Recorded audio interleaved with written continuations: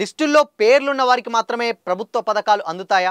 కొత్తగా రాని వాళ్ళు ఏం చేయాలి? అర్హులకు కాదని అనర్హులకు ఇస్తున్నారంటూ గ్రామ సభల్లో అధికారుల మీద ఫైర్ అవుతున్న ప్రజలు. ఎన్ని అప్లై చేస్తే ఎన్నొస్తున్నాయి? రేషన్ కార్డుల వారీగా ఇందిరమ్మ ఇల్లు, అదేవిధంగా రైతు భరోసా, ఆత్మీయ భరోసా పథకాల గురించి పెద్ద ఎత్తున ఒక చర్చ అయితే జరుగుతుంది. సో అసలు ఏంటి, ఎవరికి వస్తున్నాయి, ఎవరికి రావట్లేదు, రాకపోతే ఏం చేయాలి, ఎలా అప్లై చేసుకోవాలి, ఎన్ని విడతల వారీగా ఉంటుందో ఈ వీడియోలో తెలుసుకుందాం. నమస్తే, వెల్కమ్ టు దిశ టీవీ. రీసెంట్గా కాంగ్రెస్ ప్రభుత్వం అధికారంలోకి వచ్చిన తర్వాత దాదాపు మేజర్గా ఒక 4 పథకాలకు సంబంధించినటువంటి ప్రభుత్వ పథకాలను ప్రవేశపెట్టడం జరిగింది. అయితే మొదటిది రైతు భరోసా, రెండోది ఇందిరమ్మ ఇల్లులు, మూడోది ఆత్మీయ భరోసా, నాలుగోది రేషన్ కార్డుల పంపిణీ. మొత్తంగా ఈ 4 పథకాలని కాంగ్రెస్ ప్రభుత్వం తీసుకొచ్చింది. అయితే గతం నుంచి చాలా రోజుల నుంచి అసలు ఈ పథకాలు ఎలా అప్లై చేసుకోవాలి ఏంటనేది కూడా చాలామంది డౌట్ఫుల్గా అందరూ అడిగారు. అధికారుల మీద కూడా వాళ్ళు ఏంటి, అసలు ఎలా అప్లై చేసుకోవాలి, రాని వాళ్ళు ఏంటి అని కూడా అసంతృప్తులు వ్యక్తం చేసిన దాఖలాలు కూడా ఉన్నాయి.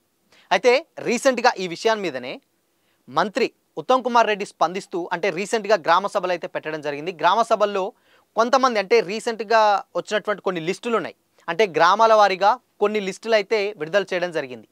అయితే కొంతమంది ఏమనుకుంటున్నారంటే ఆ లిస్టుల్లో పేర్లున్న వారికి మాత్రమే ఈ పథకాలు అందుతాయని కూడా కొంతమంది అనుకున్నారు. ఉదాహరణకి చిల్పకుంట్ల గ్రామం ఉంది. చిల్పకుంట్ల గ్రామంలో దాదాపు ఒక 587 ఇందిరమ్మ ఇళ్లకు సంబంధించినటువంటి పేర్లు అయితే వచ్చినాయి. అయితే ప్రభుత్వం ఏం చెప్తుందంటే 3500 సంవత్సరానికి నియోజకవర్గం మొత్తానికి 3500 ఇల్లులు ఇస్తామని చెప్పేసి ప్రభుత్వం అన్నది. అయితే ఇక్కడ దాదాపు ఒక ఊరిలోనే, అంటే చిల్పకుంట్ల గ్రామం ఒక ఊరిలోనే 587 పేర్లు వస్తే మొత్తంగా 587 చిల్పకుంట్ల గ్రామంలో ఉన్నవారికే కాదు, ఎగ్జాంపుల్కి. సో అవి మొత్తం మళ్ళీ ఫిల్టర్ చేసి క్రాస్ వెరిఫికేషన్ చేసి అర్హులు ఎవరో ప్రతి ఒక్కరికి వాళ్ళని గుర్తించి మేము ఇస్తామని చెప్పేసి మంత్రి ఉత్తమ్ కుమార్ రెడ్డి గారు అయితే చెప్పడం జరిగింది. అదేవిధంగా రేషన్ కార్డులు కూడా అలానే ఉన్నాయి. అంటే ఈ ప్రక్రియలు ఇలా ఆయన చెప్పిన తర్వాత ఈ ప్రక్రియ అనేది నిరంతరమైనటువంటి ప్రక్రియ. అటు రైతు భరోసా కావచ్చు, ఇందిరమ్మ ఇల్లు కావచ్చు, ఆత్మీయ భరోసా కావచ్చు, అదేవిధంగా రేషన్ కార్డుల పంపిణీ, మేజర్గా ఈ 4 పథకాలకు సంబంధించినటువంటి ఇవన్నీ కూడా నిరంతరమైనటువంటి ప్రక్రియ. ఇప్పుడు రేషన్ కార్డు కూడా, ఫర్ ఎగ్జాంపుల్ రేషన్ కార్డు అనేది 2 లక్షల, 1,50,000 నుంచి 2 లక్షల లోపు ఉన్న వారికి మాత్రమే ఈ రేషన్ కార్డులు అనేది పంపిణీ చేయడం జరుగుతుంది. అయితే కొంతమంది ఏం చేస్తున్నారంటే ఇప్పుడు అనర్హులైన వాళ్ళు కూడా, ఫర్ ఎగ్జాంపుల్ డబల్ స్టేర్ ఇల్లు కట్టిన వాళ్ళు ఉంటారు, వాళ్ళకు ఇన్కమ్ అంటే సంవత్సరానికి గాను 2 లక్షల లోపు ఉన్న వారికి మాత్రమే ఈ రేషన్ కార్డులు ఇవ్వాలనేది ఒక రూల్. కానీ ఇక్కడ డబల్ ఫ్లోర్ కడతాడు వీడు, ఆల్మోస్ట్ అన్నీ సంపాదించుకుంటాడు, వీళ్ళ ఇన్కమ్ కూడా దాదాపు ఒక 5 నుంచి 10 లక్షల మధ్యలో ఉంటుంది సంవత్సరానికి.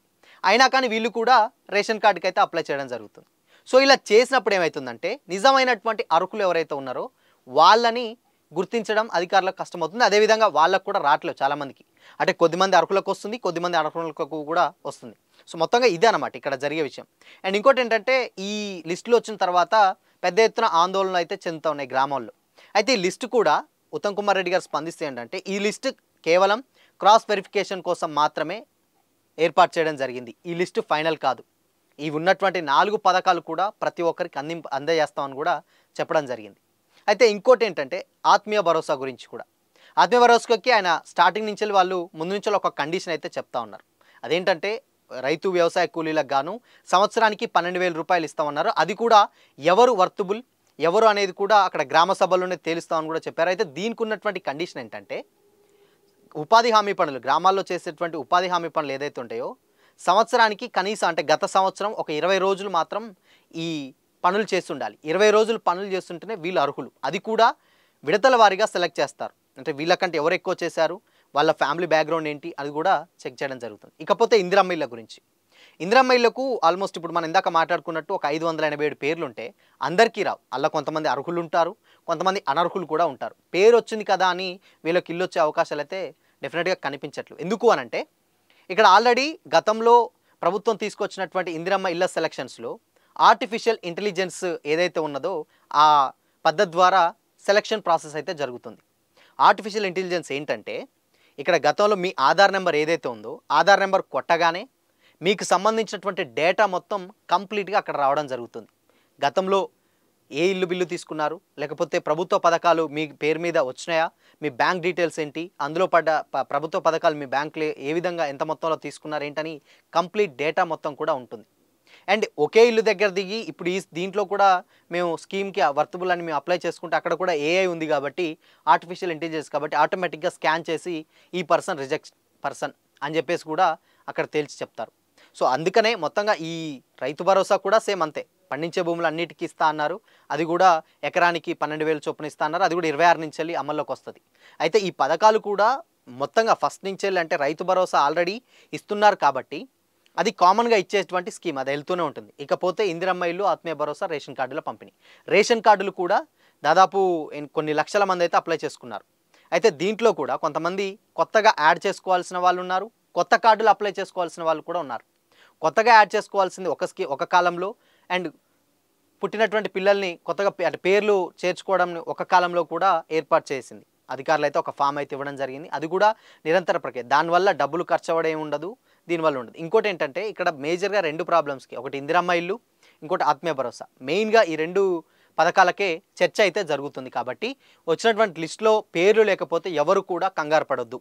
అర్హులైన వాళ్ళు ఎవరన్నా ఉంటే వాళ్ళకు డెఫినెట్గా మేము వర్తబుల్ అయిన క్యాండిడేట్లని మరొకసారి సెలెక్ట్ చేసి ఈ ప్రాసెస్ ఉంటుంది. ఇది కూడా ఈ ప్రతి ఒక్క ఈ ఉన్నటువంటి 4 సీమ్ ఇది నిరంతరమైనటువంటి ప్రక్రియ, ఇది కొనసాగుతూనే ఉంటుందని చెప్పేసి ఉత్తమ్ కుమార్ రెడ్డి గారు అయితే స్పష్టం చేశారు. ఇక గ్రామ సభల్లో కూడా పెట్టినటువంటి తీర్మానాలు, ఎవరైతే అబ్జెక్షన్స్ ఎవరు చెప్తున్నారు, అభ్యంతరాలు ఏంటి, అదేవిధంగా అభ్యర్థనలు ఏంటి, ఈ 2 కూడా అబ్జెక్షన్ ఉంటే అబ్జెక్షను, రిక్వెస్ట్ లేదు ఇది ఈయనకు వర్తబుల్ అయితే క్యాండిడేట్ ఈయనకు అర్హుడు అని చెప్పేసి అట్లా గ్రామ సభలను తేల్చి చెప్తున్నారు. ఒక 26వ తారీఖు వరకు కూడా 25, 26 ఇప్పటి వరకు గ్రామ సభలు అయితే జరుగుతూ ఉన్నాయి. కాబట్టి ఆ గ్రామ సభల్లోనే ఇన్ కేసు మీకు ఏదైనా స్కీమ్ లేకపోతే మరొకసారి ఆ లిస్టులో గనక పేర్లు లేకపోతే, వచ్చినటువంటి పేర్లు లేకపోతే మరొకసారి సంబంధిత అధికారులకు మీకు ఉన్నటువంటి ఆ డీటెయిల్స్ ఇచ్చి మీ పేర్లను నమోదు చేసుకోండి.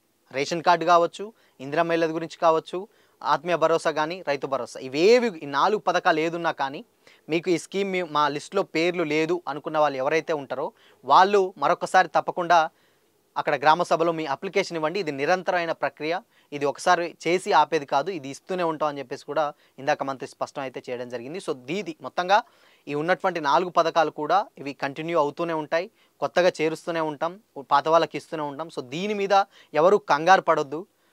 అర్హులు ఎవరైతే ఉంటారో వాళ్ళకి తప్పకుండా ఇవన్నీ ఇస్తామని కూడా చెప్పేసి మంత్రి ఉత్తమ్ కుమార్ రెడ్డి గారు అయితే అన్నారు. సో మీకు ఏమైనా డౌట్స్ ఉంటే గ్రామ సభల్లోకి వెళ్ళి అండ్ అధికారులతోటి చర్చించి వాళ్ళు మీకు ఉన్నటువంటి డౌట్స్ క్లియర్ చేసుకొని వాళ్ళకి మీ సర్టిఫికేట్స్ ఏవైతే ఉన్నాయో వాళ్ళకి సబ్మిట్ చేయండి. అర్హులైతే తప్పకుండా ఇస్తామని కూడా వాళ్ళైతే చెప్తున్నారు. సో ఇది మొత్తంగా గ్రామ సభల నుంచి వెళ్ళి ఈ స్కీములు ఏ విధంగా ఉంటాయి ఏంటి అనేది కూడా ఒక లెక్కలు అయితే వాళ్ళు వేస్తూ ఉన్నారు. సో వేసిన తర్వాత ఎవరు అర్హులు అనేది మళ్ళొకసారి ఫిల్టర్ చేసి ఇస్తామని చెప్పేసి అయితే చెప్తా ఉన్నారు.